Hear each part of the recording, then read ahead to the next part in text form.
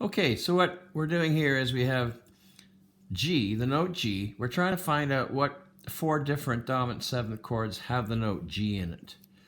So the first one's easy. G is at the bottom, it's 1.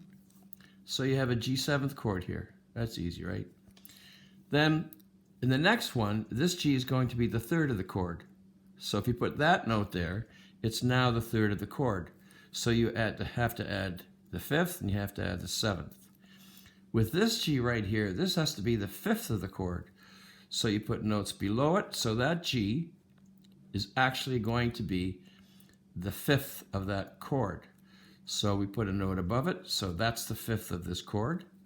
And then this G here has to be the seventh of the chord. So you make it the seventh by putting notes below it. Like that. So now you can see this is 1, 2, 3, 4, 5, 6, 7. That's the seventh. But the next step is you have to put accidentals in these chords in order for them to be actually dominant seventh chords. This one's easy.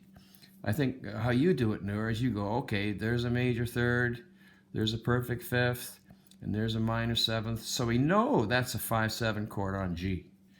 But this one here, to have a major third here, you got to put this as a G sharp. So that's a major third. Then we need a fifth right there, which you have.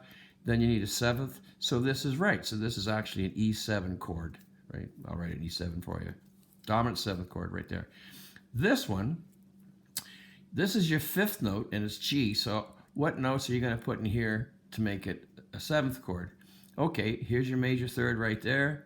Here's your minor third right there. This has got to be a minor third right here. So that's B flat. So that's a C7 chord. That's a 5-7 chord in the key of F, as you remember.